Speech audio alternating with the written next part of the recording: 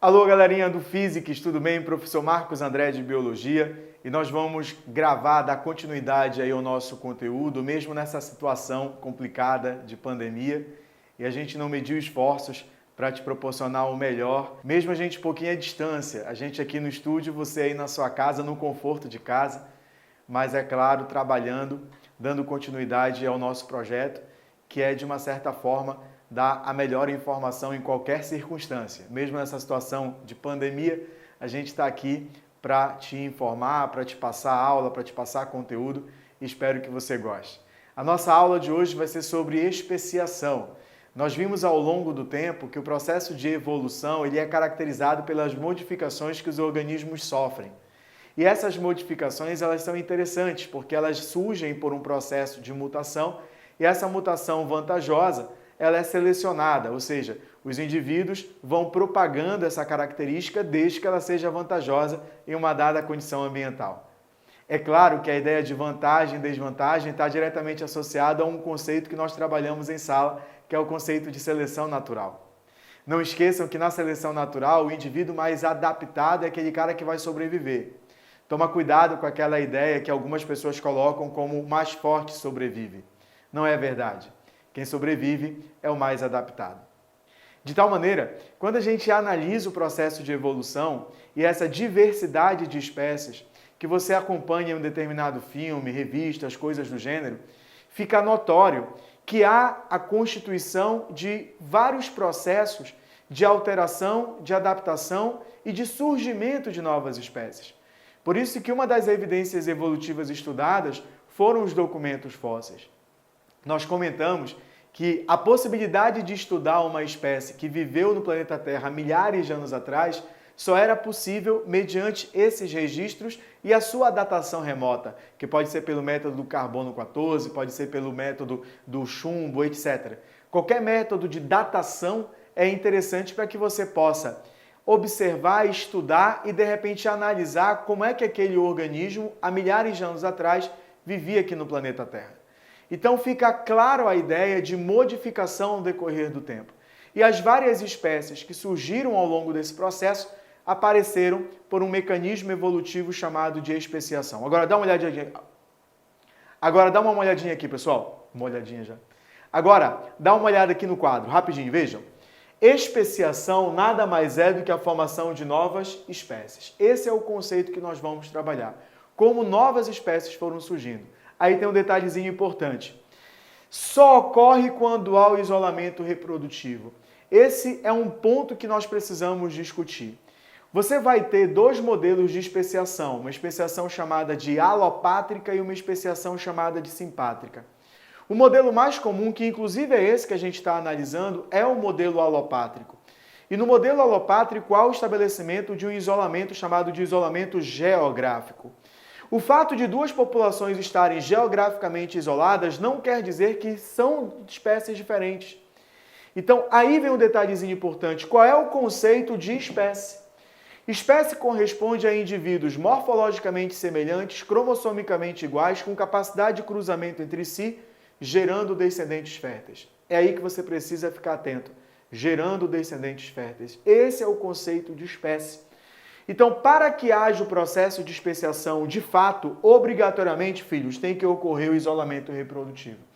Eu posso ter duas populações geograficamente separadas, mas se há o cruzamento entre elas, originando descendentes férteis, ainda são da mesma espécie. Então, só há especiação se houver isolamento reprodutivo. Aí eu vou para a dica em prova de Enem. O Enem dificilmente traz isolamento reprodutivo. A expressão que o Enem traz é fluxo gênico. Então vem aqui, ó. Se o fluxo gênico for mantido, ainda são da mesma espécie.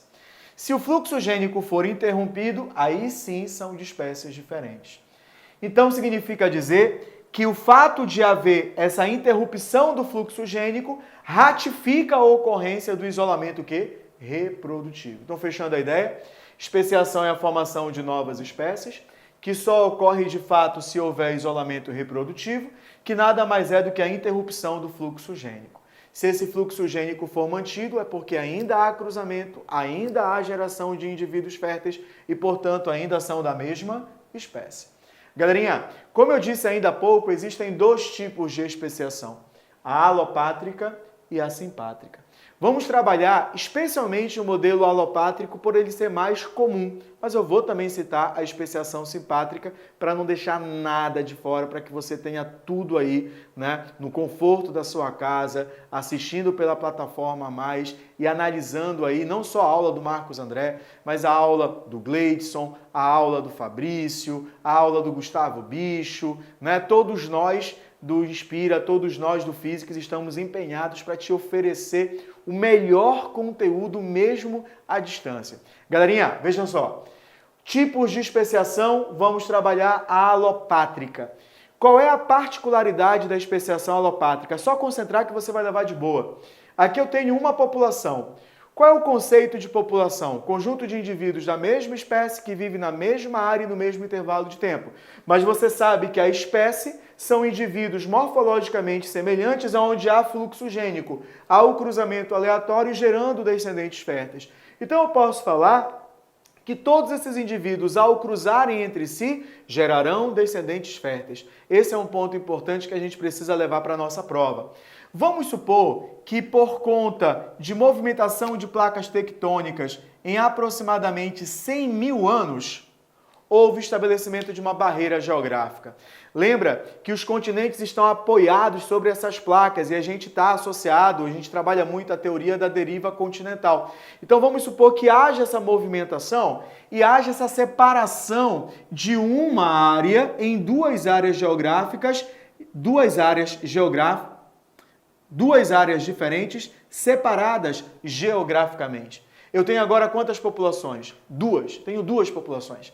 Eu tenho a população A e eu tenho a população B. Mas veja, se eu pegar um macho de A e colocar em contato com a fêmea de B, há o cruzamento gerando descendente fértil. Se eu pego um macho de B e coloco em contato com uma fêmea de A, há cruzamento e gera descendentes férteis. Portanto, o fluxo gênico é mantido e por isso ainda são da mesma espécie. São duas populações diferentes porque ocupam espaços geográficos diferentes. Mas vamos supor que mais 100 mil anos se passaram.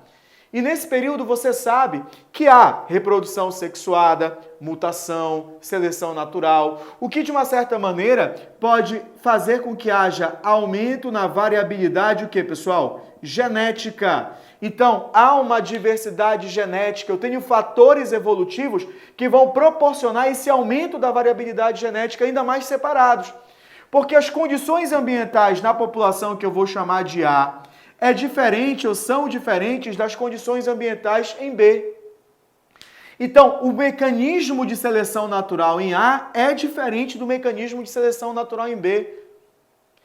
Galera, com o passar do tempo, justamente em função dessa variabilidade genética, A e B já apresentam diversidade fenotípica, características diferentes, características morfológicas diferentes.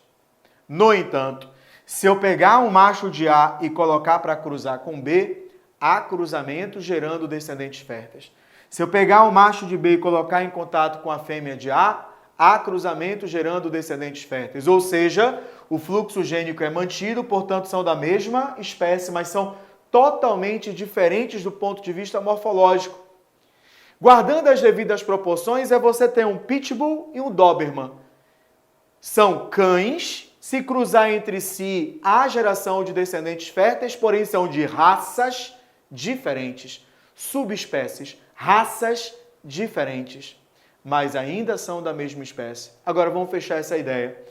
Galera, mais 100 mil anos, mais aumento de variabilidade genética, mais processo de seleção natural, mais diversidade fenotípica.